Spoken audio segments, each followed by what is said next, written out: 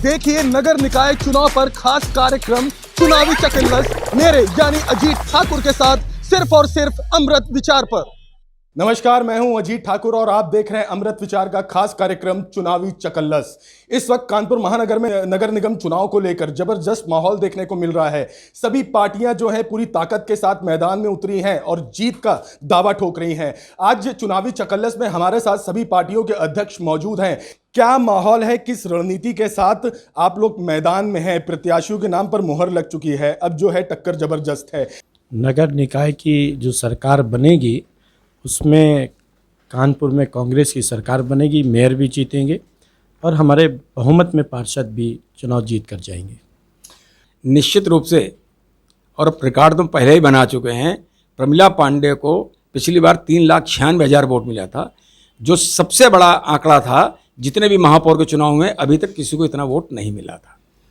तो लगता है कि मुझे विश्वास है कि जैसा हम बहुमत में रहेंगे, अपनी नगर निगम अपना बनाएंगे। जनता विकास के मुद्दे पर बातचीत करेगी, मतदान करेगी, चर्चा करेगी।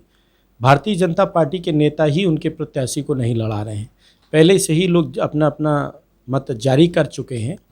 चूँकि जो इनका मेयर कानपुर में रहे 10 साल में लगभग होने जा रहे हैं, केंद्र में सरकार है, उत्तर प्रदेश में लगभग 7 साल 6 साल हो गए इनकी सरकार है।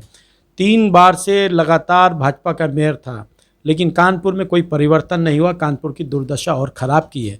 जनता जानती है कि क्या हाल सड़कों का है, क्या हाल गंदगी का है। और स्मार्ट सिटी के नाम की योजना के नाम पे जिस तरीके से परिवारवाद को नगर निगम में हावी किया गया है, भ्रष्टाचार किया गया है, उसके विरोध में क्या है। कानपुर में स्कूल जो थे, सरकारी स्कूल, उनकी स्थिति जो पहले ये कांग्रेस के समय की सरकारी स्कूल बने हुए हैं, इनके समय का एक स्कूल नहीं खुला। कांग्रेस के समय चाचा नेहरू अस्पताल, ये सारे अस्पताल बने थे। आज उसकी दुर्दशा इन्होंने क्या कर रही, नए स्कूल, मोहल्ला क्लिनिक, कहीं कुछ डेवलपमेंट। क्या डेवलपमेंट किया? अपने परिवार के सदस्यों के, अपने परिवार के लोगों को। एक गाड़ी थी, वहाँ 4 गाड़ी हो गई, किसी को 5 हो गई, ज़मीनें हो गई। बस यही होता रहा है खेल भ्रष्टाचार का। लेकिन कानपुर के विकास के साथ और कानपुर के लोगों के साथ धोखा दिया गया है इस 15 साल में। लेकिन आप लोगों ने 2022 विधानसभा चुनाव में भी जो है विकास के मुद्दों को लेकर बहुत जोर शोर से आवाज उठाई थी, लेकिन परिणाम आपके हक में बिल्कुल नहीं आए। कभी कभी जनता को कितनी भ्रम की स्थिति में ये लोग पैदा करते हैं। चाहे भारतीय जनता पार्टी हो, चाहे समाजवादी पार्टी हो, भारतीय जनता पार्टी अपना दुश्मन तय कर लेती कि मुझे किसको लड़ाई दिखानी है। मीडिया के माध्यम से उसको कन्फ्यूज़न कैसे पैदा किया। सारी इनकी साजिशें पर्दाफाश हो चुका है, नाकाम हो चुकी हैं। कानपुर की जनता अब किसी धर्म, जाति और खेल के आधार पर अब चुनाव नहीं होना है। ये चुनाव कानपुर का विकास के आधार पर होगा, किसी जाति और समीकरण के आधार पर नहीं होगा। देखिए, ये चुनाव लोकल बॉडी का चुनाव है। ये चुनाव कानपुर शहर की सरकार बनाने का चुनाव है और समाजवादी पार्टी अभी तक सबसे आगे है, क्योंकि उसने सबसे पहले अपना प्रत्याशी, हमारे यहाँ से श्रीमती वंदना वाजपेयी, अमिताभ वाजपेयी 2 बार के विधायक, उनकी पत्नी। हमारे पास यहाँ विधानसभा की 3 सीटें भी हैं और अब कल से है, आज से भारतीय जनता पार्टी ने अपना प्रचार शुरू किया है। हम अभी तक अपना प्रचार 50 वार्डों तक पहुँचा चुके हैं और समाजवादी पार्टी की कैंडिडेट की घोषणा के बाद भारतीय जनता पार्टी फंस गई और अंतिम घंटे में अपना नामांकन करा पाई। और वहाँ पे इतनी ज़्यादा गुटबाजी इस समय है कि भारतीय जनता पार्टी को हराने का काम करेगी इस बार समाजवादी पार्टी। चूँकि अमिताभ वाजपेयी कानपुर शहर में मुद्दों की राजनीति को लेकर, संघर्ष को लेकर और विकास की राजनीति को लेकर, चाहे चट्टों का मसला हो उसकी लड़ाई समाजवादी पार्टी ने लड़ी, ठेले वालों का मसला हो, रेवड़ी वालों का मसला हो उसकी लड़ाई समाजवादी पार्टी ने लड़ी, चाहे भर्तियों का मसला हो, सफाई कर्मियों का, उसकी लड़ाई, उसमें जो भ्रष्टाचार हुआ उसकी लड़ाई समाजवादी पार्टी ने लड़ी। तो इस बार कानपुर नगर में समाजवादी पार्टी की सरकार बनेगी और जनता समाजवादी पार्टी की तरफ देख रही है। अमिताभ वाजपेयी आज की तारीख में सबसे आगे लड़ाई में हैं। भारतीय जनता पार्टी उनको पीछे से पकड़ने का प्रयास कर रही है, लेकिन कार्यकर्ताओं में जो उत्साह है, समाजवादी पार्टी संगठित होकर इस बार भारतीय जनता पार्टी को हराने का काम करेगी। क्या लग रहा है, दिल्ली का मॉडल और पंजाब का मॉडल उत्तर प्रदेश के नगर निकाय चुनाव में काम आएगा? देखिए, सबसे पहले तो आपके दर्शकों को और आप सब मीडिया कर्मियों को आम आदमी पार्टी परिवार की तरफ से सादर प्रणाम। देखिए, अभी हमारे साथी लोग कह रहे थे, चाहे वो भारतीय जनता पार्टी के हों, चाहे कांग्रेस के हों, चाहे समाजवादी पार्टी के हों, देखिए इनके पास सिर्फ बातें होती हैं। 2012 से 2017 माननीय अखिलेश यादव जी की सरकार रही। उत्तर प्रदेश में कितने विकास कार्य हुए ये उत्तर प्रदेश की जनता से छुपे नहीं। उत्तर प्रदेश में ही कानपुर शहर आता है। कांग्रेस की जिन राज्यों में सरकार है वहाँ पे ये कितना विकास कर रहे हैं ये देश की जनता से छुपा नहीं है। भारतीय जनता पार्टी की बात करें तो भारतीय जनता पार्टी के यहाँ सभी ज़्यादातर एमएलए हैं, इनका सांसद है, ज़्यादातर वार्डों में प्रत्याशी है, पार्षद हैं, इनका मेयर भी है। लेकिन ये जिस विकास के मॉडल की बात करते थे, जिस कानपुर को स्मार्ट सिटी बनाने की बात करते थे, मैं भारतीय जनता पार्टी के अपने साथी से एक ही बात पूछना चाहूँगा कि कानपुर में आप एक भी चौराहा, पूरे कानपुर शहर की तो बात छोड़ दीजिए, एक भी चौराहा ऐसा बता दीजिए, एक भी कोई ऐसी सड़क 2 किलोमीटर की बता दीजिए जो स्मार्ट हो। वहीं दूसरी तरफ आम आदमी पार्टी के पास अपना एक विज़न है, अपना एक मॉडल है। हमने जिस तरीके से दिल्ली में काम किया, जिस तरीके से हमने दिल्ली में अपने काम के आधार पर दिल्ली में 3-3 बार सरकार बनाई, उसी मॉडल को पेश करके हमने पंजाब में सरकार बनाई। उसी मॉडल के लेकर हम गुजरात गए। गुजरात में हमने 42 लाख वोट लेके 13% वोटों के साथ हमने हमारी पार्टी राष्ट्रीय पार्टी हुई। तो हमारे पास सीधे उसका एक मॉडल है कि अगर हमारा मेयर होगा तो हम लोग किस तरीके से कानपुर को हम लोग सुंदर बनाएंगे, कानपुर में कौन कौन सी सुविधाएं देने जा रहे हैं, हम लोग कानपुर को स्मार्ट सिटी वाकई बनाने जा रहे हैं कि नहीं जा रहे हैं। ये जब जनता हमको यहाँ से जिताकर भेजेगी तो जनता को अपने आप समझ में आएगा कि यहाँ पर सीसीटीवी दिल्ली की तर्ज पर होने चाहिए कि नहीं होने चाहिए। हर सड़क। सर, इस बार मेयर पद के टिकट को लेकर दो फाड़ होता हुआ दिखा है भारतीय जनता पार्टी में। यहां तक कि सांसद जी भी कहीं ना कहीं विरोधाभास के मूड में नजर आए और विरोधी भाषा बोलते हुए नजर आए। क्या लग रहा है, क्या वजह रही कि आखिरी एंड वक्त पे वो अपना प्रत्याशी डिक्लेयर करती हैं, दूसरी पार्टियों को भ्रम में रखती हैं, कानपुर की जनता को भ्रम में रखती हैं? अगर प्रमिला पांडे जी ने विकास किया था तो मोहर पहले ही क्यों नहीं लग गई? एक हमारा लोकतांत्रिक प्रक्रिया है, चाहे वो मेयर का नाम हो या सभासद का नाम हो, उसकी स्क्रीनिंग होती है और वो वार्ड स्तर के कार्यकर्ता से स्क्रीनिंग चलती है।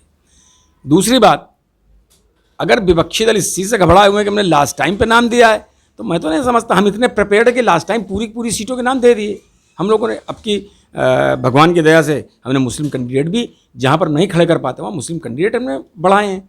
रही विकास की बात, विकास लगातार हो रहा है। आप देखिए, हवाई अड्डा आपका लगभग आ गया, रिंग रोड पे काम शुरू हो गया, एलिवेटेड ट्रैक बनाने के लिए आवश्यक मंजूरियां ली जा रही हैं, मेट्रो का शिलान्यास नहीं, हमने मेट्रो चला के दिखा दी। आज जिन चौराहों पे हम लोग करते हैं बात, अदर देन मेट्रो जो चौराहे हैं उन पर आप कभी ध्यान नहीं देते। आप जाइए सर, वो काकादेव में तितली चौराहा, कितना खूबसूरत तितली चौराहा बन गया। लेकिन सर, शहर जाम से भी तो जूझ रहा है। देखिए, जाम के बारे में केवल अकेले सरकार कुछ नहीं कर सकती जब तक पब्लिक की, समाज उसके प्रति चैतन्य नहीं होता है। हम अपनी गाड़ी टेढ़ी खड़ी करें और आपसे उम्मीद करें कि नहीं आप बिल्कुल सही से खड़ी करो, तो ये पॉसिबल नहीं है। जैसे नवीन मार्केट में पार्किंग की समस्या तो नगर निगम की जिम्मेदारी है ना, लेकिन पार्किंग की समस्या लगातार उसी तरह बनी हुई है। जितनी पार्किंग की व्यवस्था, पहली बात कि कानपुर में पहले से ही नाकाफ़ी रही, उसके लिए स्थान भी चिन्हित नहीं है। जिन स्थानों को हम चिन्हित करते हैं, गाड़ियों की आमद इतनी तेज है कि अगर हम 100 के लिए बनाते हैं तो वो 300 आ जाती हैं। आप कचहरी के पास देखिए, लेकिन उसके बावजूद भी कचहरी का डाइवर्जन है, अफीम कोठी का डाइवर्जन है, झकरकट्टी का डाइवर्जन है। हम लगातार काम कर रहे हैं। भाई, विकास की गंगा तो बह रही है, बीजेपी तो पूरे दावे के साथ कह रही है, आप क्या कहेंगे? बीजेपी ने खूब अच्छी तरीके से झूठ की विकास बहाया है, गंगा बहाई है। वो हवाई अड्डा गिनाने लगे। हमारे साथी बता रहे हैं, भारतीय जनता पार्टी के लोग, नगर निगम की सरकार की पहली जिम्मेदारी थी कि सीवर जल भराव नहीं होना चाहिए। बरसात पे खूब पानी भरा, पहली होती सड़क गड्ढा मुक्त होनी चाहिए। सड़क गड्ढा मुक्त मुख्यमंत्री कह रहे हैं, सड़क गड्ढा मुक्त नहीं। आवारा पशुओं से पूरा कानपुर ग्रस्त है। बच्चों को कुत्ते नोच के खा डाले, बच्चों की मर जाते हैं, बच्चे कुत्ते काटे जा रहे हैं, आवारा पशु जानवर कुत्ते सब घूम रहे, इसके लिए कोई योजना नहीं। जो ठेले पे लोग अपना सामान बेचते थे उसके लिए, स्ट्रीट वेंडर्स के लिए कोई इनके पास विज़न नहीं, जबकि स्ट्रीट वेंडर्स के लिए एक प्लान रहता है, उस संवैधानिक उनको अधिकार है कि उनको स्ट्रीट वेंडर्स की योजना बना के उनको स्थापित किया, बल्कि जहाँ पर जो लोग लगाते हैं उनको विस्थापित करने की जगह उनको निकाल बाहर फेंका जा रहा है, लाठी चलाई, पैसा वसूली होता है पुलिस द्वारा कि यहाँ पर उसको ठेला लगाना, उसको पैर। आपके पास कोई विज़न नहीं है। शहर में अगर आप बाइक चलाते हो सिर्फ धूल का गुब्बारा आपको मिलता है, जो चेहरों में, आंखों में जाके लोगों की आंखों को ख़राब कर रहा है, लोगों के शरीर को, सांस को, नली को बर्बाद कर रहा है, जहाँ तक इनकी सोच नहीं है। कानपुर की सड़कों पे पहले काफ़ी सफाई होती थी, झाड़ू लगती थी, आज इनके पास कर्मचारी नहीं है। सेंगर साहब, इस वक्त कानपुर में एक नारा बड़े जोर शोर से सुनने को मिल रहा है कि अगर समाजवादी पार्टी की मेयर बनती हैं तो नगर निगम को बंटी टैक्स मुक्त बनाएंगे। ये बंटी टैक्स क्या है? ये जो भ्रष्टाचार नगर निगम में पिछले 5 सालों में हुआ, जिससे कि कानपुर की जनता त्रस्त हुई, ये नाम उस नाम का दिया गया है कि वहाँ पर बैठ के उनके लोग, जो उनके घर के लोग टैक्स वसूलते थे, उस टैक्स का नाम बंटी टैक्स दिया गया है। उससे जनता को मुक्ति दिलाएंगे। जब भी कोई अभियान चला, उस अभियान की आड़ में टैक्स वसूला गया, उस टैक्स से जनता को मुक्ति दिलाएंगे। नगर निगम को भ्रष्टाचार मुक्त करेंगे। नगर निगम जो कानपुर शहर कूड़े के ढेर पर बैठा है, जो समाजवादी सरकार में प्लांट लगा था, आज वो भौंती में बिल्कुल मरणासन पर है, उसको जीवित करेंगे और इस शहर को कूड़े के ढेर से बचाएंगे, साफ सुथरा शहर बनाएंगे। जो जल भराव की समस्या है, सीवर की समस्या है, समाजवादी पार्टी इस पे काम करेगी। और जो नगर निगम के स्कूल हैं, अस्पताल हैं, उनके अलावा जो सरकारी स्कूल हैं और अस्पताल हैं, उनको भी गोद लेकर उनका भी जीर्णोद्धार करके उनको भी बेहतर तरीके से चलाएगी, जिससे कि आम गरीब जनता को लाभ मिल सके, स्वास्थ्य का, शिक्षा का, सफाई का। और वेंडर जो मारे मारे घूम रहे हैं, अतिक्रमण की आड़ में उनकी दाल रोटी उजाड़ दी जाती है, इसके बाद वो बेचारे भटकते हैं, उनको भी एक जोन बना के, हर जोन में उनके लिए एक जोन तैयार करके उनको भी रोजगार देने की व्यवस्था समाजवादी पार्टी करेगी।